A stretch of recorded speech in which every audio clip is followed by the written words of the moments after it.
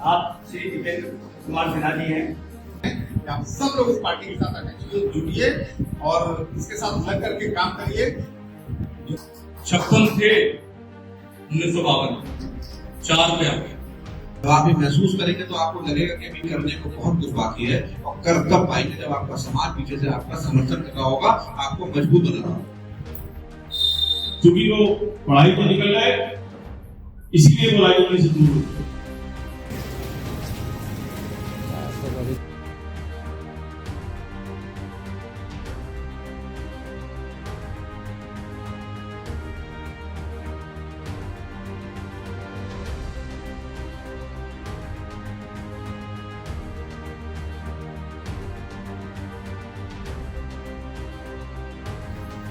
मैं एक बार परिचय करा दूं। आप श्री दीपेंद्र कुमार सिन्हा जी हैं और रेलवे में बिजनेस ऑफिसर के रूप में कार्यरत थे, अब रिटायर हो गए हैं और 4 बार के राष्ट्रपति अवार्डेड हैं। आप 4 बार के राष्ट्रपति अवार्डेड हैं और इस समय जो कांग्रेस पार्टी है उसके राष्ट्रीय महामंत्री हैं। नितिन नवीन जी को जब अध्यक्ष बना दिया गया, उसके बाद में भारतीय जनता पार्टी की सरकार भी हो गई बिहार के अंदर, लेकिन कोई भी उन्होंने किसी भी कायद को नहीं लिया अपने साथ, किसी भी कोई कायद को नहीं लिया अपने पूरे मंत्रिमंडल में, नहीं कहीं पर भी नहीं लिया। और अभी मेरे पास खबर आई है कि जिनको दिया गया है टिकट शायद वो कायद नहीं है, भूमिहार है। अब उन्होंने भूमिहार को दे दिया, जबकि वो सीट पिछले नितिन नवीन जी 4-5 बार से जीत रहे थे। उससे पहले उनके पिताजी 3 बार से जीत सीट, उनके अलावा उनके परिवार के अलावा वो सीट किसी और के पास गई नहीं, बाकी उनकी सीट जो थी। लेकिन अब ये कंडीशन है कि उन्होंने किसी भूमिहार को सीट दे दी, जबकि ये गलत हुआ। अब जरूरत क्यों पड़ गई कांग्रेस पार्टी की, उसके बारे में थोड़ा जानना बहुत जरूरी है। आप सब लोग महसूस कर रहे हैं, हमने भी किया और मैं अभी और यही बताने के लिए आया हूँ कि कांग्रेस पार्टी का उद्देश्य सिर्फ और सिर्फ 3 बिंदुओं पर है। हर एक कांग्रेस का आर्थिक, सामाजिक और राजनीतिक रूप से इसको उत्थान लेके जाना है, और जो स्थिति हमारी पहले की रही है उससे नीचे, उससे कम समझौता नहीं होगा। क्या अब वो लग रहा है कि हम एक जगह सुरक्षित, हम संरक्षित हैं, कोई हमें अब डरा नहीं पाएगा, कोई हमारे साथ अत्याचार नहीं करने पाएगा। करने से पहले 10 बार सोचेगा करूँ कि नहीं करूँ। तो ये स्थिति बहुत अच्छी होती जा रही है और हम प्लेटफॉर्म यही बनाए हुए हैं और इसी निवेदन के लिए आप सबसे निवेदन कर रहे हैं कि आप सब लोग इस पार्टी के साथ जुड़िए और इसके साथ लग करके काम करिए। पार्टी के साथ उनका पूरा बढ़िए। अभी यहाँ पे हम बहुत जल्दी बरेली मंडल में और उसको बहुत बड़ा प्रोग्राम करने वाले हैं। तो हम नवंबर के पहले चाहेंगे कि यहाँ भी बड़ा संगठन खड़ा हो जाए, ताकि उसके पहले यहाँ की ताकत भी दिखाई जाए कि बरेली की ताकत क्या है, और ये ताकत लखनऊ में भी हमें दिखे। आदरणीय सिन्हा जी, दीपेंद्र सिन्हा जी, सबसे पहले तो आपका आने के लिए बहुत बहुत स्वागत। यहाँ मंच पर मौजूद मेरे प्रिय भाई अंकुर सक्सेना जी, बड़े भाई श्री कातिल जी, अक्षय बिसरिया जी, अपुल भैया जिन्होंने ये सारी महफिल सजाई है, आलोक जी। ये जो लाइनें लिखी वो भी अपने परिवार से ही किसी ने लिखी है कि कोई अन्याय अनादर हमें खलता भी नहीं, और कितना बेशर्म है पत्थर की उछलता भी। मित्रों, 56 थे 1952 4 पे आ गए। तो ये जो पत्थर है ना, इसको थोड़ा उछालना। और मैं आभारी हूँ सिन्हा साहब का कि आपने ये बीड़ा उठाया और आपकी टीम ने कि हम लोग एकजुट होकर कुछ ऐसी बात है। मैं लंबे समय मीडिया में रहा हूँ, शायद 93 के आसपास से आ गया था। उजाला, दैनिक जागरण, टाइम्स के रूप में तमाम देश के प्रतिष्ठित मीडिया घरानों में काम किया, तो इस नाते पॉलिटिकल और ब्यूरोक्रेसी से बड़ा निकट का रिश्ता रहा। लेकिन मैंने एक चीज को देखा, मैं 2 फेज में अपनी बात को बांटूंगा। एक लगभग सन 2000 से पहले से नहीं, और एक 2000। भाई साहब क्योंकि गोरखपुर से आए हैं, बाबा गोरक्षनाथ की धरती से, तो कुछ बातें आपसे और भी कहना चाहूंगा। आपने कहा, और समाज के एक सदस्य के नाते या इस गौरवशाली परंपरा के उत्तराधिकारी के नाते अपनी बात रखूंगा आपके सामने। आप जिस शहर में बैठे, शहर का कुछ आपको कमाल होता है। 10 सभासद अकेले कायस्थ बिरादरी के हमारे शहर में चुनके, 10 पूरे उत्तर प्रदेश में कहीं नहीं। बिल्कुल सही हाँ, मुझे लगता है गर्व करने की बात। अरुण कुमार जी समाज का बहुत अच्छा काम करते हैं और हमेशा समाज के लिए तत्पर रहते हैं।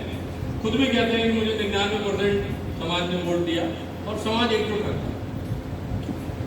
लेकिन आने वाले समय में कुछ खतरे भी हमारी तरफ आ रहे हैं, कुछ तूफान आ रहा है, कुछ काले बादल आ रहे हैं और थोड़ी हमारी परेशानी ये है कि हम ना उस तूफान को महसूस कर पा रहे हैं भैया और ना हम काले बादलों को देख पा रहे हैं। और एक चीज समझ लीजिए, लगभग 2012 से पहले 20 साल उनको भैया ना, जब डॉक्टर दिनेश जौहरी जी को मंत्रिमंडल से हटाया गया और उनका टिकट काटा गया, उसके बाद से लेकर हमारी बिरादरी पर कायस्तों का शहर वापस लौटने में 20 साल परिसीमन हुआ, नई सीट बनी, उसके बाद ये सीट हमारे पास आई। तरह तरह के बीच में प्रयोग होते रहे लेकिन वो कोई राजनीतिक प्रयोग सफल नहीं। तो मैं आप सबके बीच में एक बात रखना चाहता हूँ, क्योंकि हम लोग अपने परिवार में बैठे हैं, एक दूसरे का हाथ पकड़, हो सकता है कोई मुझसे नाराज हो, कोई मिसरिया जी से नाराज हो, कोई अंकुर भैया से नाराज हो, कोई वेद प्रकाश जी से नाराज हो, कोई किसी को पसंद करता हो, कोई ना करता हो, ये सब कमरे के अंदर का।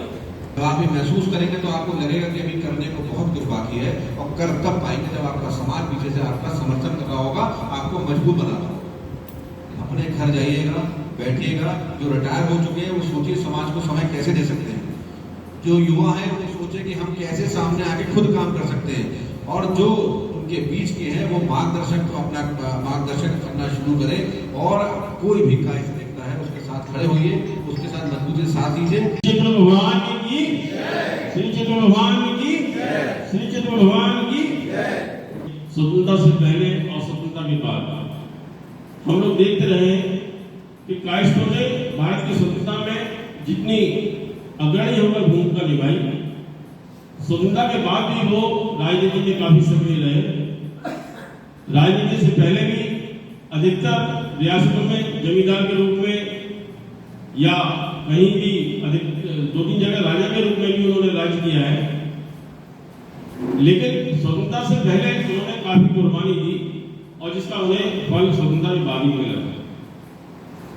लेकिन चूंकि रियासत खत्म हो गई और बुद्धिजीवी था और बुद्धिजीवी आज भी है, क्योंकि वो पढ़ाई में निकल गए इसीलिए वो राजनीति से दूर होते गए, क्योंकि रियासतें खत्म हो गई इसलिए कमाई का भी साधन खत्म हो गया, उन लोगों ने नौकरी की तरफ रुख कर लिया।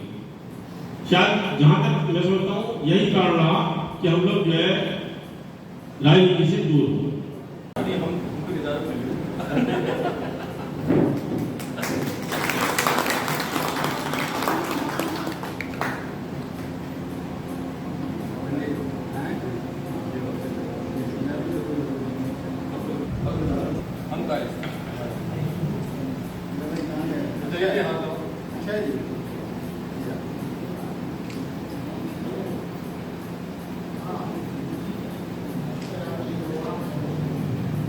चुनावी मौसम आ गया है। अगले साल यानी 2027 में उत्तर प्रदेश जैसे विशाल राज्य में चुनाव होने जा रहे हैं। सभी पार्टियां जनता के सामने आने के लिए अपनी पूरी जोर आजमाइश कर रही हैं। ऐसे में अपने समाज को आगे लाने का भी वो पार्टियां भरकस प्रयास कर रही हैं। बिहार से उभरी बनी एक कायस्थ पार्टी ने भी अपने कायस्थ समाज को आगे लाने का एक प्रयास किया है। इसके लिए उसने एक कायस्थ पार्टी बनाई है, जिसके राष्ट्रीय सचिव आज हमारे बीच बरेली नाथ मंडी में आए हुए हैं। आइए उनसे जानते हैं कि इस पार्टी का उद्भव क्यों हुआ और इस पार्टी का भविष्य उद्देश्य क्या हुआ। सर बहुत बहुत स्वागत है आपका। मैं ये जानना चाहता हूँ सर कि ये पहली बात तो ये बताइए कि पार्टी आपने कायस्थ पार्टी बनाई है, इसका उद्देश्य क्या था, ये कहाँ से बनी, क्या सोच लेकर इस पार्टी का क्यों किया? कायस्थ समाज हमेशा से प्रतिष्ठित समाज रहा है, बुद्धिजीवी समाज रहा है, हमेशा से उसने देश को दिया है, चाहे वो आजादी के पहले से रहा हो। आजादी की लड़ाई में भी हमारे 16 साल की उम्र में शहीद होने वाला खुदीराम बोस, उसने कभी नहीं सोचा कि उसके परिवार का क्या होगा, हमेशा दिया। राजेंद्र प्रसाद जी संविधान बनाने वाले, आजकल नकली संविधान निर्माता बहुत सारे बन गए हैं, लेकिन असली बनाने वाले राजेंद्र प्रसाद जी हैं। उनकी भी उपेक्षा बहुत, उन्होंने भी कभी कुछ अपने लिए नहीं लिया, हमेशा दिया है। लाल बहादुर शास्त्री जी ने हमेशा दिया है। बहुत कुछ उनकी कहानी जानते हैं, उद्योगी के लाल कहते थे और कपड़ों को सिल करके पहनने वाले हैं, लेकिन देश के लिए उन्होंने बहुत कुछ किया। सबने किया है। सुभाष चंद्र बोस की आजादी में, देश की आजादी में क्या योगदान है, क्या उनका रोल था, सभी लोग अच्छी तरह जानते हैं। लेकिन कभी हमने मांगा नहीं, कुछ हमने कभी देने का प्रयास किया, हमेशा दिया है। समय ऐसी आई, सरकारें आई, सरकारें बदलते चली गई, लेकिन हमको कायस्थ समाज को हमेशा से उपेक्षित किया गया। आजादी के समय जहाँ हमारे उत्तर प्रदेश में 54 विधायक हुआ करते थे, आज हमारे मात्र 4 विधायक रह गए। हमारे सिटिंग एमएलए के टिकट काट दिए जा रहे हैं। मंत्री हमारे सिद्धार्थनाथ सिंह राठौर शास्त्री जी के दामाद मंत्री थे, क्या उनके लिए योग्यता नहीं थी? उनको हटा दिया गया मंत्री से। हमारे केंद्र में हमारा एक भी मंत्री नहीं है कायस्थ समाज का। क्या हमारा कायस्थ समाज में शक्ति नहीं है या हमारे लोग नहीं है? लेकिन सिटिंग हमारे एमपी को भी हटा दिया गया। ये महसूस हुआ और आने वाला समय जो देखा गया, जो दिखाई दिया, उसके लिए एक बहुत बड़े विजनरी व्यक्ति हैं अजय शंकर श्रीवास्तव, राष्ट्रीय अध्यक्ष हमारे कायस्थ पार्टी के हैं। उन्होंने मन बनाया और कहा नहीं, अब हो चुकी, बहुत हुई, अब हम किसी के पीछे लगू नहीं बनेंगे, क्योंकि हमने सबको वोट भर भर के दिया है, लेकिन हमारी सबने उपेक्षा की है। तो हमारा प्रतिनिधि हमारे बीच का ही होगा, जो हमारे समाज के बारे में सोचेगा और हमारे समाज को आगे बढ़ाने के लिए काम करेगा। कायस्थ पार्टी के नाम से उन्होंने निकाला है, पार्टी को बनाया है, जिसका मुख्य उद्देश्य है कायस्थ समाज को सर्वांगीण विकास, उसका आर्थिक, सामाजिक और राजनीतिक उन्नयन करना। इसी के लिए पीड़ा उठा करके ये पार्टी का गठन किया गया। आपके कहने का मतलब, आपकी बातों से तात्पर्य होगा, क्या इस पार्टी का जन्म जो हुआ है वो गुस्सा, पीड़ा और क्षोभ की वजह से हुआ है या कोई राजनीतिक इसका महत्वाकांक्षा? निश्चित रूप से गुस्सा, क्षोभ के कारण ही हुआ है। राजनीतिक महत्वाकांक्षा कभी नहीं थी कायस्थ समाज की। आज भी हम समाज के रूप में काम करते हैं, तमाम समितियां हैं, तमाम बड़े बड़े संगठन हैं, सामाजिक कार्य करते रहते हैं। कभी मांगा नहीं, जैसा मैं कह रहा हूँ। लेकिन हमारी राजनीतिक उपेक्षा इतनी हो रही है, अभी मंत्रिमंडल बन रहा है, बिहार में मंत्रिमंडल का गठन हुआ है, फिर से उनका दोबारा मंत्रिमंडल मंत्री और बनाए गए, एक भी मंत्री वहां नहीं मिला है जिसमें कायस्थ समाज को दिया मंत्री थे। इतनी हमारी उपेक्षा, हमारी जनसंख्या क्या आजादी के बाद से घट गई है, लेकिन हमारी हैसियत घटा दी गई है, हमारा कद घटा दिया गया है। अब हमने कहा नहीं, बहुत हो गया, हमने दूसरों को बहुत बनाया है, दूसरों को बहुत कुछ दिया, हमें हमेशा उपेक्षा मिला, तिरस्कार मिला है। अब हमारा जो भी व्यक्ति जाएगा वो हमारे अपने समाज के बीच का होगा, जो हमारे समाज के बारे में सोचेगा, उसका सामाजिक जो पतन होता चला जा रहा है उसको सुधारने का काम करेगा और पुनः वही स्थिति हम लाएंगे जो आजादी के समय हमारी थी। हमारी लड़ाई वहां तक चलेगी। बहुत लंबे विजन के साथ हम चल रहे हैं। आपकी राजनीतिक परिदृश्य में देखा गया कि जितनी भी नई पार्टियां बनती हैं वो कहीं ना कहीं जो मौजूदा सरकार है, मौजूदा सबसे बड़ी पार्टी है जो देश में शासन कर रही है, उत्तर प्रदेश में भी कर रही है, केंद्र सरकार में भी, केंद्र में भी कर रही है, उनकी वोट कटवा पार्टी कहलाती है। क्या आपको लगता है कायस्थ पार्टी भी इसी एक सिंबल पर या इसी एक नाम से नहीं जानी चाहिए? मेरी कायस्थ पार्टी की लड़ाई किसी एक पार्टी से भी नहीं है। ऐसा नहीं है किसी पार्टी का कद हम कम करने जा रहे हैं, हम अपना कद बढ़ाने का काम कर रहे हैं। हमारी कद बढ़िए, हमारी पहचान बढ़े, हमारा खोया वो सम्मान हमें मिले। जो स्थिति हो रही है उस स्थिति में गिरावट रोकने के लिए कि बहुत हो गया गिरावट, अब हमको यहाँ रोक करके वहां से हमको ऊपर लेकर के जाना है। हमारा किसी पार्टी से कोई नहीं, हम अभी भी होते हैं, हम तो कहते हैं किसी पार्टी से हमारा बिरादरी का कोई व्यक्ति खड़ा हो, हम उसको समर्थन देने में तैयार हैं। हमारा मकसद सिर्फ इतना है कि कायस्थ की शक्ति मिले और देश के लिए हमने हमेशा काम किया और अभी भी देश के लिए ही काम करने वाले हैं कि हम मजबूत देश को मजबूत तरीके से अपनी शक्ति को हम दे पाए। हमारे पास जो पोटेंशियल है उसका हम देश के विकास में पूरा उपयोग करें। ये कैसे संभव है कि लड़ाई में कूदने पर साइड लड़ेंगे, ये कैसे होगा? नहीं, साइड नहीं लड़ना, हमें डायरेक्ट लड़ाई कूद करके लड़नी है। हमारा जैसे मैंने कहा कि हम किसी की पिछलग्गू कायस्थ पार्टी नहीं बनेगी। कायस्थ समाज अब किसी का पिछलग्गू नहीं बनेगा, वो उसको खुद का अपना वजूद स्थापित करेगा और वो खुद आगे आएगा। लड़ेंगे हम उनको जो राष्ट्रवादी, हमसे बड़ा राष्ट्रवादी कौन होगा भाई? आजादी के समय से लेकर अब तक हम राष्ट्रवादी ही बने हुए हैं।